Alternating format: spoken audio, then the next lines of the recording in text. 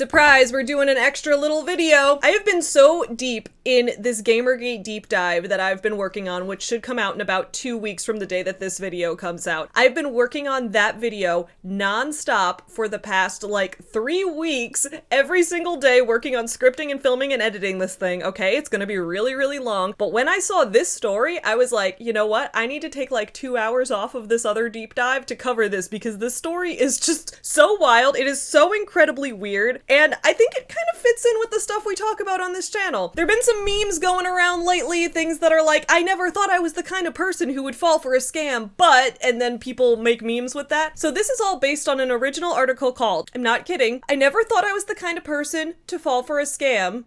The day I put $50,000 in a shoebox and handed it to a stranger. So this is an article that was published on The Cut, which is a subset of New York Magazine. And this article has kind of been popping off, going viral on places like Reddit and memes about it on Twitter and things like that. But I want to cover it here today because we regularly talk about things like scams and MLMs, pyramid schemes, ways that companies can manipulate you into giving them money that you really shouldn't. And one of the things we always talk about on this channel is how we shouldn't victim blame people who fall for these things, right? Because these people are very skilled at what they do. They're very manipulative. That is the whole point in this entire thing. It is the fault of the scammer, not the one who was scammed. At the same time, I think there are some other things we're gonna need to take into account when reading this article, okay? There's a lot to unpack. Let's get into it.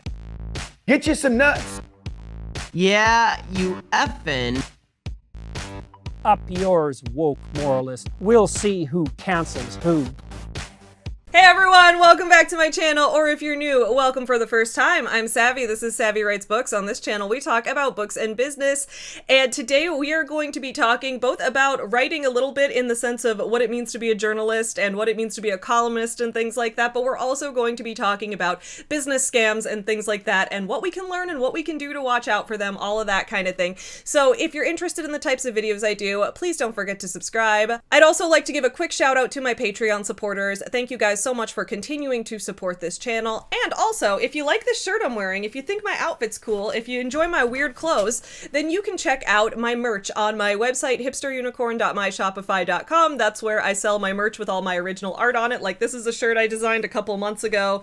I did some cute little cartoony art on it, and I hope you guys like it. I think it's a lot of fun for the spring. Anyway, there's a lot of fun stuff there. So let's get into this article. What is going on? How did someone put $50,000 into a shoebox and hand it to a stranger? Is this gonna be a slow burn? What's gonna happen? So this is the article on The Cut. It's called The Day I Put $50,000 in a Shoebox and Handed It to a Stranger. First thing, the byline. This is a woman named Charlotte Cowles. If you notice right here next to the byline, The Cut's financial advice columnist. She's the financial advice columnist. And I'm not saying that being someone who writes about financial advice means you're immune to scams. That is one of the themes we talk about on this channel, that no one is immune to scams. Anyone can be roped into them, no matter how smart you are, no matter how aware of your surroundings you are, no matter how much you know about business. Scammers are very manipulative. We talk about that a lot. But when we read some of the red flags that she ignored in this situation, I sort of start to wonder, should we be taking this person's financial advice? And combining that with some of the other articles she's written, things like, how can I afford to pay $8,000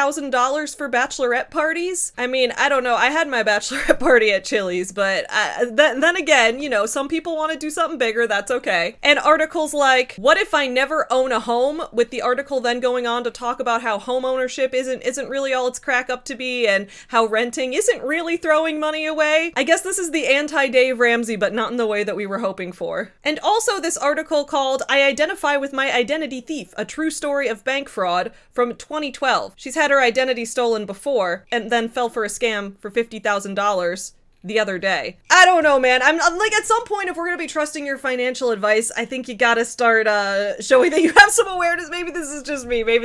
But let's take a look at the story and talk about what kind of things we need to watch out for in terms of scams. On a Tuesday afternoon this past October, I put $50,000 in cash in a shoebox, taped it shut as instructed, and carried it to the sidewalk in front of my apartment, my phone clasped to my ear. Don't let anyone hurt me, I told the man on the line, feeling pathetic. You won't be hurt, he answered. Just keep doing exactly as I say. All right, so we're already in some kind of crazy action movie. We're already in the plot of a heist right here. What's wild to me is that she has $50,000 in cash to put in a shoebox. As people have pointed out, if you're a financial advice columnist, if you're giving other people financial advice, what the fuck are you doing having $50,000 in cash? Why isn't that invested? Why isn't that in an ETF or a mutual fund or a 401k? Why is it in a shoebox? So over here, she tries to make this argument that young people are more likely to fall for scams than older people are, and I'm not sure I'm fully on board with this. So she says, when I've told people the story, most of them say the same thing. You don't seem like the type of person this would happen to. Now, I will agree here in that there is not one type of person who falls for a scam. I've covered many multi-level marketing companies, you know, smart circle kind of companies and things like that on this channel, and a lot of people who end up getting roped into those are very intelligent, very highly educated people who have a background in understanding business and money and how it works, and there's a lot of emotional manipulation, there's a lot of financial manipulation, there's a lot of systemic factors that go into it, so there isn't one just type of person that gets scammed. I think we can all agree on that. Being scammed, that is, you are a victim in that case. That is not a moral failing on your part. So I'm gonna agree with that, but I think there needs to be a little nuance to this discussion, okay? So she says here, younger adults, Gen Z, millennials, and Gen X are 34% more likely to report losing money to fraud compared with those over 60, according to a recent report from the Federal Trade Commission. Now, the reason I'm going to disagree with this is that Charlotte herself disagrees with this in this article she wrote right here, not that long ago. This article from June 15th, 2023, less than a year ago, called I Think My Mom is Getting Scammed. She wrote in this article here, older people are statistically more likely than any other age group to lose large amounts of money to scammers, according to a 2022 report from the Federal Trade Commission. Okay, so I guess last year's Federal Trade Commission said the complete opposite of before. What happened in the past year to make everything completely different? I don't think so. I think she's being a little creative with the statistics here, okay? And I'm gonna be real, the type of scam that she falls for in this article is the exact type of thing we see people like Kit Boga covering. I don't know if you guys watch the YouTuber Kit Boga. I love his stuff. He answers the phone when those phone scammers are calling. He pretends to be an old person and pretends to follow along with their scam for as long as possible just to waste their time and try to prevent an older person from actually getting scammed. A lot of these scams do target the elderly, and this is like textbook one of those scams when you see it. One of the reasons that I feel a little comfortable being harder on Charlotte is when we read these two paragraphs leading up to before she talks about the scam, a lot of what she talks about here is how she doesn't see herself as one of those usual scam victims. She's smart, she's wealthy, she's educated, and I get it. I get that a lot of people think that someone who falls for a scam is likely to be uneducated or elderly or something like that, and I know she's trying to say there isn't just one type of scam victim, but she really goes to a lot of effort to talk about how much smarter she is than everyone else, how she's so much smarter than the rest of us. She's not stupid like the usual scam victims, and it really starts to sound very pretentious and insulting. So let's look. Still, how could I have been such easy prey? Scam victims tend to be single, lonely, and economically insecure with low financial literacy. I am none of those things. I'm closer to the opposite. I'm a journalist who had a weekly column in the business section of the New York Times. I don't know why Times is italicized and the rest of it isn't, but okay. I've written a personal finance column for this magazine for the past 7 years. I interview money experts all the time and take their advice seriously. I'm married and talk to my friends, family, and colleagues every day. And while this is harder to quantify, how do I even put it?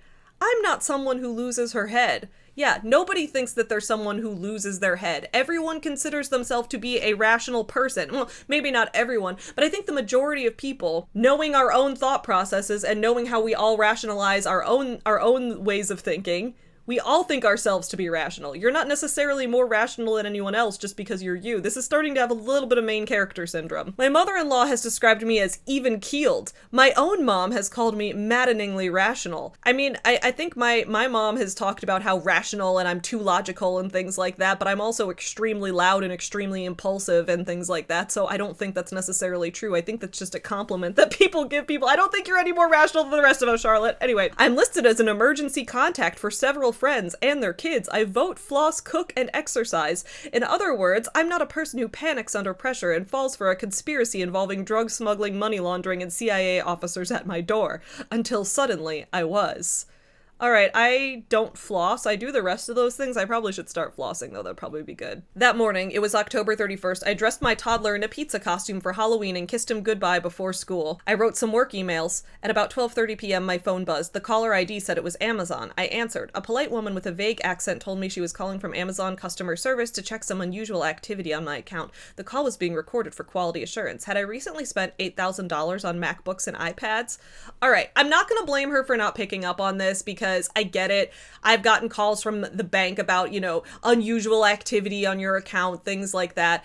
I've never gotten a call from Amazon about that, but I can see how, like, in the moment, you're not always thinking through everything. We don't always know exactly what we do in the moment when something happens. So I can give her this, but just for future reference, guys, Amazon isn't going to care that you spent $8,000 on MacBooks and iPads. In fact, Amazon wants you to do that. Amazon is not hiring customer service people to flag the fact that you spent too much money at Amazon, okay? If it says that Amazon is calling you and they're worried about you having spent too much money, you should probably just hang up and move on with your life and check your bank account. If your bank account doesn't show that anything is amiss, then you're probably fine, okay? Don't listen to this. I had not. I checked my Amazon account. My order history showed diapers and groceries, no iPads. The woman who said her name was Christa told me the purchases had been made under my business account. I don't have a business account, I said. She said, our system shows that you have two. So I get what the scammer's doing here. They're trying to say, oh, it's a different account and now we're gonna rope you into thinking that someone stole your identity to make this fake account. So they're slowly escalating the scam. They're trying to make it start off sounding normal and grounded and then slowly escalate it. I see where the scammers are coming from here. Not in like a, I think they should do this kind of way, but like I see where this is going. I see why they're doing it this way. That's something to watch out for. If you think about it, if you pause for a second, this makes even less sense logically, because if you have a business account and it shows large purchases, it's more likely that you would be making large purchases with a business account. If you're spending $8,000 on iPads and MacBooks and it's under a business account, it's more likely that you would be buying a ton of electronics or a ton of merchandise for a business than you would for your personal life. So that makes it less suspicious. So it's even less likely that Amazon would call you about that. Less likely than the fact that they already never would. So let's just continue. Christa and I concurred that I was the victim of identity theft. Interesting. She was the victim of identity theft in 2012 also. She said she would flag the fraudulent accounts and freeze their activity. She provided me with a case ID number for future reference and recommended that I check my credit cards. I did, and everything looked normal. I thanked her for her help. So at that point, if you check your credit cards and everything looks normal, at that point, you might want to say,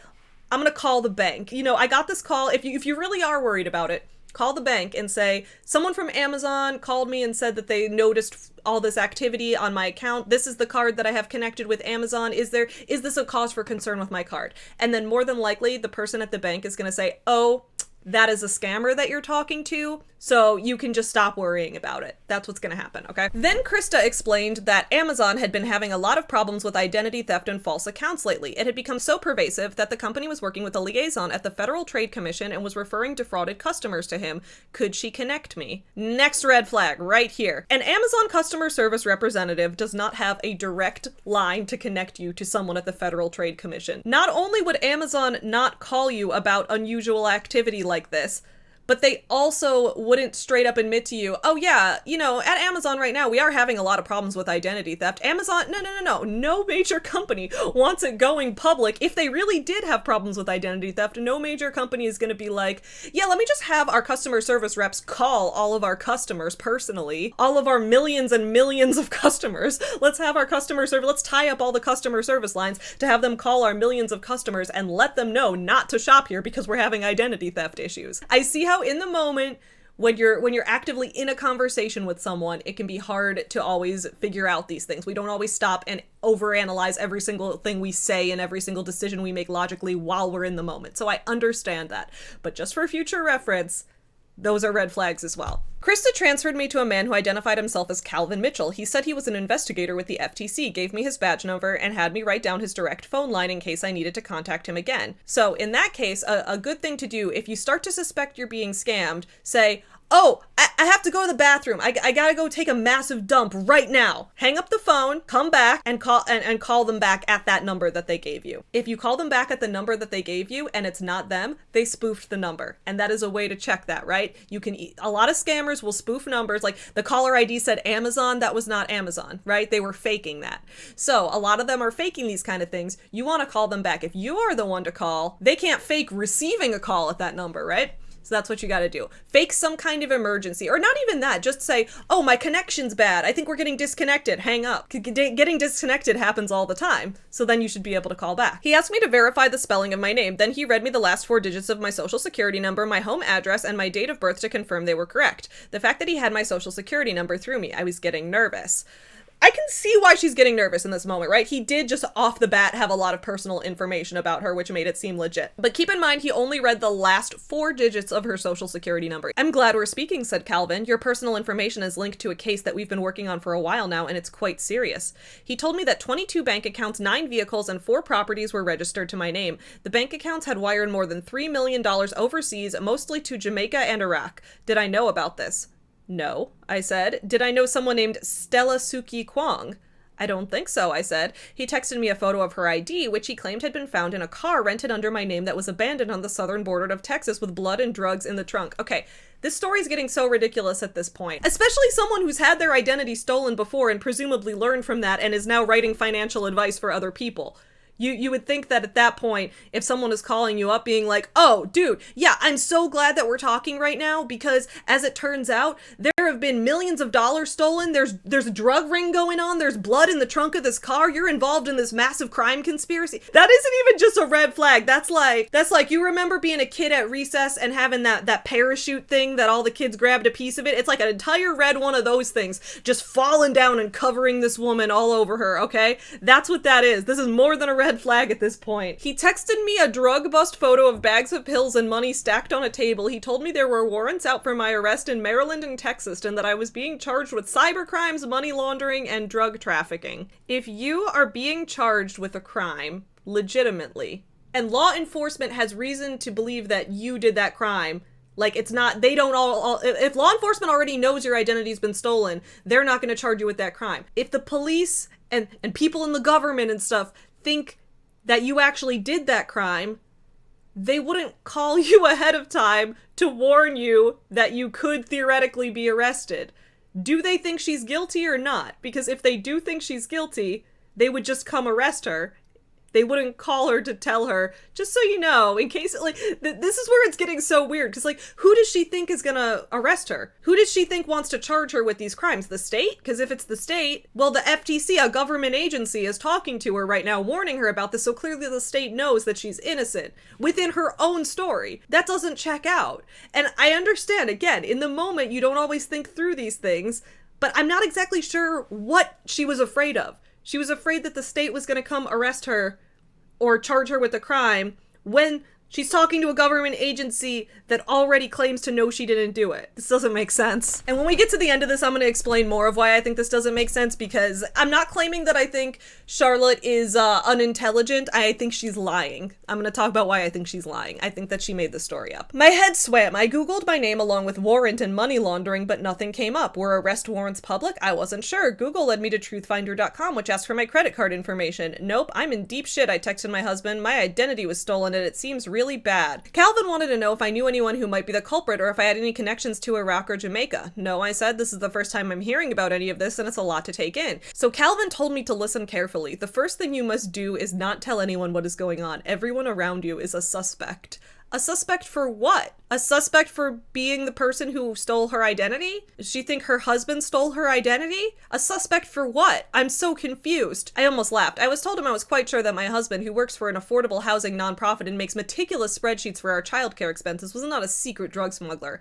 I believe you, but even so, your communications are probably under surveillance. You cannot talk to him about this. I quickly deleted the text messages. Oh my god, she deleted the messages. These are sophisticated criminals with a lot of money at stake. You should assume you are in danger and being watched. You cannot take any chances. So here's what doesn't make sense either, okay? He says, you can't trust your husband. And she's like, I know my husband's not in a drug smuggling ring, okay? And if he is, then we have bigger problems. And so this guy on the phone is like, okay, but you still can't tell him about it because your communication is under surveillance. Under what surveillance? Like the government is watching what's going on her phone? If the government's watching what's happening on her phone, then the government would know she's talking to this Calvin dude on the phone too. So what makes her think that talking with Calvin right now is safe? If everyone's a suspect, why isn't he? Everyone around you's a suspect. The people you love and care about the most are a suspect, except not me, a stranger you started talking to on the phone 5 minutes ago. You can trust me. This is what I'm not getting, okay? It would be one thing if we saw like a slower burn of how this happened, because right now this just isn't checking out. Calvin wanted to know how much money I currently had in my bank accounts. I told him I had 2, checking and savings, with a combined balance of a little over $80,000. Okay, if someone asks you, how much money do you have? Red flag, okay? Someone who called you is asking you how much money you have. They don't have a set amount they want to steal from you. They want to steal as much as they can, so they ask, how much you have? We don't have an investment account here? Okay. What I'm not understanding is why a financial advice columnist would have $80,000 just sitting in checking and savings accounts. That's a lot of money. It's a lot of money to not have invested. As people who have dug deeper into this article have found, the reason is that she's actually filthy rich. Like $80,000, that is just her side cash at this point, right? Like she's an heiress. Her great grandfather was like the sibling of Teddy Roosevelt or something. She has all of this inheritance from her family. Her husband's also wealthy. The two of them own a house that's over $4 million. So she's actually extremely rich, and the $50,000 she lost was like nothing to her. And that's the reason that she doesn't have that money in investment, because that's the small amount of money. That's like the extra $100 that we would keep on hand, but like she has the big money in the investment accounts. So she's kind of playing off like she's just the same as the rest of us here, just struggling to make ends meet the same as the rest of us, but also can just have $80,000 sitting there in the bank. Okay. His voice took on a more urgent tone. You must have worked very hard to save all that money, he said. Okay, sounds like emotional manipulation. Do not share your bank account information with anyone. I'm going to help you keep your money safe. He said that he would transfer me to his colleague at the CIA, no, not the CIA. The lead investigator on my case. The CIA is not investigating domestic identity theft cases. So if someone wants to transfer you to the CIA for this, hang up the phone. I like the illustrations for this. We've got the car, the money, and then we've got her son in the pizza costume because it's Halloween. If it was a scam, I couldn't see the angle. That is kind of a thing too, right? A lot of scammers are more sophisticated than they used to be. They know that people are on the lookout for scams, so they try to make it more sophisticated. They try to make it sound like it's something else entirely and then flip the script partway through. That's why we see so many gift card scams and things like that. There's multiple steps. It's very convoluted because they know that if they come right out and try to get money from you and try to ask you for money, that you're gonna hang up on them and run away, right? Even if you can't see the angle, that doesn't mean it's not a scam. It had occurred to me that the whole story might be made up or an elaborate mistake, but no one had asked me for money or told me to buy crypto. They'd only encouraged me not to share my banking information. They hadn't asked me for my personal details. They already knew them. I hadn't been told to click on anything. And because a lot of scams aren't going to ask you for money outright because they know that a lot of people just won't do it. Still, I had not seen a shred of evidence. I checked my bank accounts, credit cards, and credit score. Nothing looked out of the ordinary. I knew I should probably talk to a lawyer or maybe call the police, though I was doubtful they would help. What was I going to say? My identity was stolen and I think I'm somehow in danger? Yep. That's what you'd say. I had no proof. I was also annoyed that my workday had been hijacked. It was 2 p.m. and I had already pushed back one deadline and postponed 2 work calls. I had to get myself out of this. So also, if your major emotion that's worrying you is that you're annoyed that your workday is disrupted and it isn't just about like straight up panic and danger, you should probably take a step to reevaluate. Am I really in as much danger as I think? And if you really think you are in immediate danger, yes, you should talk to the police in that case. And I agree, the police don't always help. There's a lot of places where calling the police could do more harm than good. Not a lot of cops are corrupt. I understand that. But in this particular case, if you have a lawyer, call your lawyer.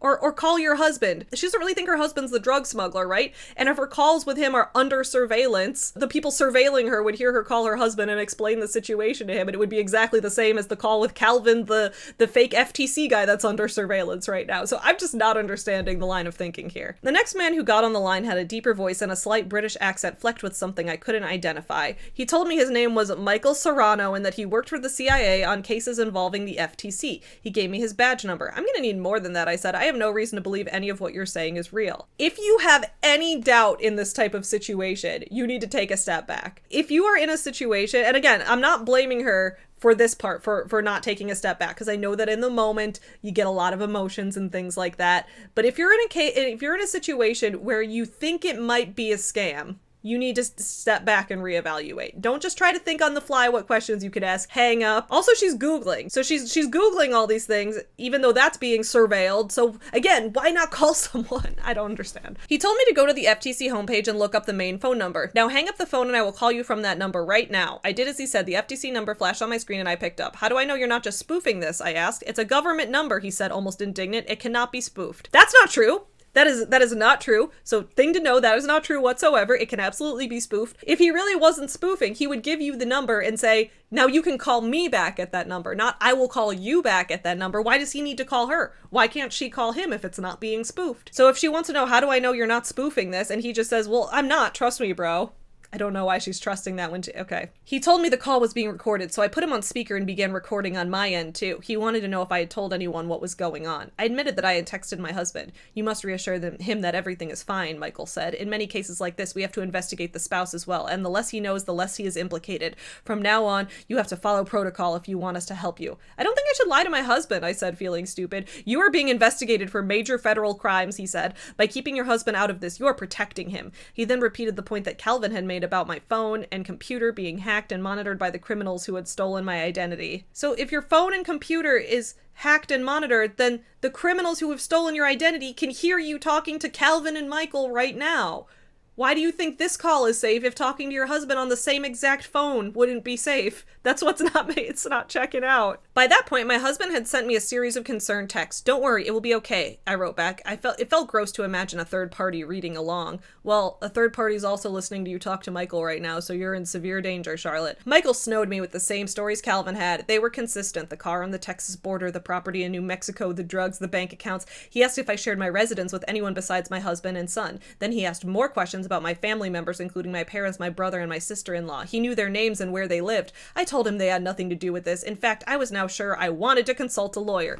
Good call. This is the point where you hang up and you consult that lawyer. If you talk to an attorney, I cannot help you anymore, Michael said sternly. You will be considered non-cooperative. Your home will be raided and your assets will be seized. You may be arrested. It's your choice. In the US, you have a right to an attorney. If someone is telling you that they're going to arrest you for talking to your lawyer, they are lying to you. And I understand that this is also a thing that comes up when you have those cases of police interrogations where they're trying to force a false confession out of someone. They pretend that, oh, you're not allowed to talk to a lawyer. They're lying to you there too. If you're ever in the moment and someone is telling you you're not allowed to talk to a lawyer, yes, you are. You are allowed to talk to your lawyer, okay? What also doesn't make sense here is when he says your home will be raided, your assets will be seized, you may be arrested. He's saying this like everybody's like surrounding the house ready to do this at that moment. If she hung up and called her lawyer right now, and these people were ready to go, like, I just don't understand why they wouldn't just arrest her right now anyway if she's a suspect enough that talking to a lawyer is enough to be non-cooperative. This story doesn't make any sense. Can I just come to your office and sort this out in person? I said. It's getting late and I need to take my son trick-or-treating. My office is in Langley, he said. We don't have enough time. We need to act immediately. I'm going to talk you through the process. It's going to sound crazy, but we must follow protocol if we're going to catch the people behind this. No.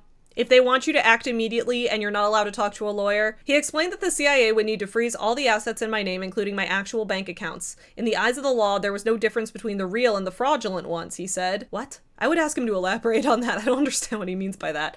They would also deactivate my compromised social security number and get me a new one. Then by monitoring any activity under my old social security number and accounts, they would catch the criminals who were using my identity and I would get my life back. But until then, I would need to use only cash for my day-to-day expenses.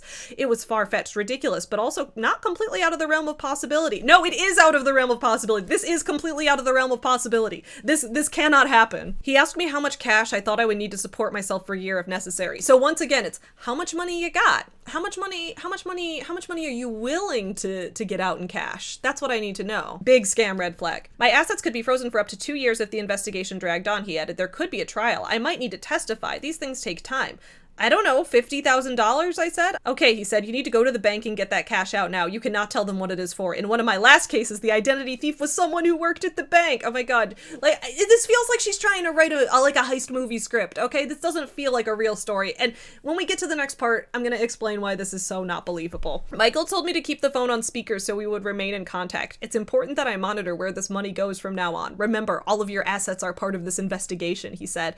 Then he told me that one of his colleagues would meet me at my apartment at 5 p.m. to guide me through the next steps. You can't send a complete stranger to my home, I said, my voice rising. My 2-year-old son will be there. Let me worry about that, he said. It's my job. But if you don't cooperate, I cannot keep you safe. It is your choice. So why does she trust that this guy can keep her safe? She was so worried about people going to her home and being around her son But now when this stranger says he can keep her safe, she's fully on board. Like, this is what's not checking out for me. It was jarring to see trick-or-treaters in my Brooklyn neighborhood, people going about their lives. The air was crisp and dead leaves swirled on the ground. I was on high alert for anyone who might be following me. At one point, a man in sunglasses and a hoodie trailed me for a few blocks. At Michael's suggestion, I ducked into a parking garage until he passed. Like, dude, this story's so made up. Oh my God. When I reached the bank, I told the guard I needed to make a large cash withdrawal and she sent me upstairs. Michael was on speakerphone in my pocket. I asked the teller for $50,000. The woman behind the thick glass window raised her eyebrows, disappeared into a back room, came back with a large metal box of $100 bills and counted them out with a machine. Then she pushed the stack of bills through the slot along with a sheet of paper warning me against scams. I thanked her and left. I get that this is supposed to be a piece of dramatic irony. Oh, she gave me the paper warning me against scams. I cannot imagine a bank, like, you just go in and say, I want to withdraw $50,000 right now. And the bank is like, okay, here it is in hundreds. I'm gonna warn you, scams are out there. Like, I'm not saying that no bank will let you do that. It is your money after all. But the majority of banks I know would sit you down and say, what do you need that much money immediately for? Because they are concerned that someone is scamming you, because these things do happen so often. So usually the bank tries to step in there and say, oh, no. Is it this kind of thing? Is it this kind of thing? Like, normally they need you to talk it through first. This is another part of the story I don't believe. I don't believe that the teller just raised her eyebrow and then put a ton of $100 bills in a large metal box. Like, I just don't believe that. That doesn't seem believable. So then on the way home, I waited for a stoplight at a busy intersection. I could see my apartment window from where I stood. My son was playing inside with a neighbor's daughter and their nanny. A picture of Michael's badge appeared on my phone. I had no way of verifying it. It could easily have been photoshopped. I don't trust you at all, I said to Michael, but it doesn't seem like I have any other choice. I don't get it. I don't get it, man. If she doesn't trust him at all, why is she willing to take this risk with $50,000 on the line? And why does she keep asking for proof if she's not going to trust him regardless? When I got home, Michael told me to get a box, put the cash in it, take a picture of it, and then tape it shut. I found a floral printed shoebox that had once contained a pair of slippers I'd bought for myself, a frivolous purchase that now seemed mortifying. Slippers seem mortifying, but withdrawing $50,000 from the bank seems normal. Okay. Michael told me to label it with my name, my case number, my address, a locker number he read to me, and my signature. Then he directed me to take another picture of the labeled box and text it to him. My colleague will be there soon. He is an undercover CIA agent, and he will secure the money for you. What exactly would that entail? I asked. Tonight, we will close down your social security number, and you will lose access to your bank accounts. Tomorrow, you'll need to go to the social security office and get a new social security number. We'll secure the money for you in a government locker and hand deliver a treasury check for the same amount. You can cash the check and use it for your expenses until the investigation is over. Why can't I just use this cash? I asked. Why do you have to take it and give me a check? Because all your assets under your current identity are part of the investigation. You are being charged with money laundering. If we secure this cash and then issue a government check under your new social security number, that will be considered clean money. What the fuck does that mean? So she has $50,000 in cash. Cash is the same no matter who has it. Is it like, are they worried that like someone is going to come to her house and visually see the cash and sees that as an asset? But then if they visually see the cash and she's like, oh, it was from this government check that is now with the bank and I don't have any more to show. Like, I just don't understand what she thinks is going to happen. I don't understand. I'll need to see your colleague's badge, I said. I'm not just going to give $50,000 of my money to someone I don't know. Undercover agents don't carry badges, he said. Yes, they do. Yes, they do. Haven't you ever seen, like, if you've seen any movie even with a cop who's undercover, they're doing the undercover thing, they catch the person doing the crime, and then they whip out their badge and say, you're under arrest. You've never seen that? Of course undercover agents carry badges. Jesus. In a twisted way, this made some amount of sense to me, or maybe I had lost my grip on reality so completely that I was willing to resign myself to this new version of it. Most important, I didn't know what else to do. Even if Michael wasn't working for the CIA, which struck me as more and more likely, he was sending a man to our address. I felt a sickening dread that he might ask me to come inside. If giving him money would make him go away, I was ready to do it. I'd been on the phone for nearly 5 hours. I wanted to take my son trick-or-treating. I was exhausted. A little after 6 p.m., Michael told me to go downstairs. His colleague was arriving. My husband had just come home from work and was reading to our son. What's going on? Is everything okay? He asked as I put my coat on. I motioned to the phone and shushed him. Then I whispered, I have to go downstairs and meet a guy who's helping with the identity theft case. I'll explain more later. He frowned and silently mouthed, what? I told him I had to go. I met the SUV at the curb and put the money in the back seat. It was 6:06 p.m. Even if I'd tried to see who was driving, the windows were tinted and it was dusk. He maybe wore a baseball cap. When I turned around, I could see the backlit faces of my husband and son watching from our apartment 9 stories above. Okay, Wait. She just put the money. How did she even know it was the right car? Was there a license plate and I missed it or something? She just put the money in a random car. Don't ever put money in a stranger's car in a shoebox. Don't do it. As I walked back inside, Michael texted me a photo of a treasury check made out for $50,000 and told me a hard copy would be hand delivered to me in the morning. He was working on setting up my appointment with the Social Security office. You will receive a confirmation text shortly, he said. Stay on the line until you do. I took my son trick-or-treating, my phone on speaker in my pocket. I felt numb, almost in a fugue state, smiling and chatting with my neighbors and their kids. At one point, I checked to see if Michael was still there. His female colleague answered and said he'd be back soon. So she's got him on speakerphone while she's trick-or-treating. Why does she think this is okay if everything about her is under surveillance? So after a while, once she's finally off the phone, it hits her that this was a scam. I went into my bedroom and shut the door, feeling my face grow hot. I had a physical sensation of scales falling from my eyes. The room shimmered around me, spots raining from the ceiling. I saw the whole day peel away like layers of an onion. Michael, the FTC officer, the Amazon call, revealing my real life raw and exposed at the center.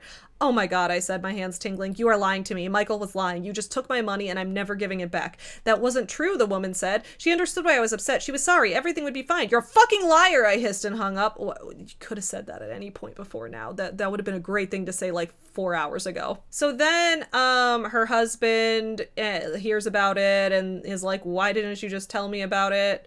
Then she calls the cops finally, and the cop says, no government agency will ever ask you for money. She wanted to scream, I know. Instead, I said I didn't really feel like he was asking. The police told me not to worry. The scammers wouldn't be back. They got what they wanted. When I did tell friends what had happened, it seemed like everyone had a horror story. One friend's dad, a criminal defense attorney, had been scammed out of $1.2 million. Dude, how rich are all the people you hang out with? To me, it feels like she was under the impression that rich people are less likely to get scammed, but I think rich people are more likely to get scammed because the scammers have a higher chance of payout. If they're going to invest a whole afternoon into scamming you, would they rather do that with someone who only has like, you know, $100 in their savings account? Or would they rather do it with someone who's got $50,000 in savings because that's small compared to what she has in the investment account? Obviously, you'd rather target rich people. So like everyone involved in this is rich. This article just seems very out of touch with the average American's experience. As a lot of people have pointed out, there's such an inherent trust of authority, an inherent trust of as soon as someone says, I'm with the government, instantly that you trust them. And because of that trust of authority, it clearly shows someone who has never had anyone in their life had a bad experience with police or had an experience where the government didn't fulfill the goal that they were supposed to do for them. And that's usually a sign of someone who is wealthier, who is someone who gets treated better by a lot of people, right? So it is very out of touch in a way. If I had to pinpoint a moment that made me think my scammers were legitimate, it was probably when they read me my social security number. Now I know that all kinds of personal information, your email address, your kids' names and birthdays, even your pets' names are commonly sold on the dark web. Of course, the scammers could also have learned about my son from a 30-second perusal of my Instagram feed. Yeah, that's the thing. You don't need to go on the dark web to find out these things. These are pieces of information people use to like sign up for websites. It is very easy for a scammer to find out those things about you. It was my brother, the lawyer, who pointed out that what I had experienced sounded a lot like coerced confession. I've read enough transcripts of bad interrogations in law school to understand that anyone can be convinced that they have a very narrow set of terrible options. So yes, this is true. That is a thing we see a lot, right? When cops try to coerce a false confession out of somebody, you can manipulate people into thinking things are true that aren't true. You can psychologically abuse someone to that point. I don't understand how it quite got to that point in this case, because there were so many things along the way that should have stopped something. At the very least, the person at the bank should have probably said, what are you taking out this money for? And that's part of why I don't believe the story's fully real. I still don't believe that what happened to me could happen to anyone, but I'm starting to realize that I'm not uniquely fallible. Several friends felt strongly that if the scammers hadn't mentioned my son, I would have never fallen for this. They're right, that I'd be willing to do or pay anything to protect him. Either way, I have to accept that someone waged psychological warfare on me and I lost. For now, I just don't answer my phone. Not answering the phone is a good choice. That's a good choice in this case. It does seem a little weird to make this out to be like, it's not my fault. I'm just such a good mom. This happened because I'm just such a good mom. Part of protecting your child is also making sure you have money to provide for your child and not falling for scams. So a reason that a lot of people aren't thinking this is real is that there's a lot of things in this story that just don't check out. Just putting all of this together, a lot of people are now starting to speculate that the story could have been made up for a couple reasons. So I am curious what you guys think about that. One of the reasons people have brought up is that maybe because her articles haven't been getting as much attention recently, recently that she made up this story to go viral, one, to earn revenue from the article, and two, so that she could then write an article like the one that she then wrote like a day later called How to Protect Yourself Against Scams. Maybe she was trying to get some additional money off of this. Some people thought, oh, maybe she's trying to start like a whole like getting herself out there and any publicity is good publicity kind of thing so that she can learn from the experience and then write a self-help book about how to not have scams or do speeches about it. Like, is she trying to launch some kind of boss babe self-help guru career from this? People have speculated that. Another speculation that's out there is that there actually is some kind of crime involved in this, right? That like she lost $50,000. $50,000 just disappeared from her account, and that people are going to start asking questions about that. The IRS might start asking some questions about that. So where did that money go? So by putting the story out there, she could preempt any questions and say, I gave it to a stranger in a shoebox who drove away with it. I dumped it in the backseat of his car. And then there would be no more questions. She could cover up where the money really went. Like, is she balls deep in a gambling addiction? Did she lose the money to some other scam that is shadier to have even been in contact with in the first place? Like, things like that. Is there something weird going on that she needs to account for a sudden loss of $50,000? I don't know. I'm curious what you guys think about all this, though, because the story is so weird and extremely unbelievable. I do think there are some things that we can learn from it about the process of avoiding scams. Just like, for example, if you're getting unexpected calls from Amazon and they're concerned about the amount of money you're spending on their website, that is not something Amazon is having their customer service agents spending time doing. That's a red flag in and of itself. Along the way, just knowing how many red flags there were visible in this story maybe will help someone else out there from getting scammed, because most of us don't have $50,000 just in a checking account in the first place. But there are a lot of things about the story that just don't fully add up. So I'm curious what you guys think. Do you guys think the story's real? Do you think something else is going on? Do you think she's trying to launch a career off of this? Or do we think the story somehow is real and her bank is just extremely negligent? I don't know. I want to know your guys' thoughts about that in the comments below. I decided to put this video out, and now I'm going to get back to working on my big deep dive that will come out in 2 weeks, so I'll see you guys again then. In the meantime, don't fall for scams. Bye! Get you some nuts. Yeah, you effin'. Up yours, woke moralist. We'll see who cancels who.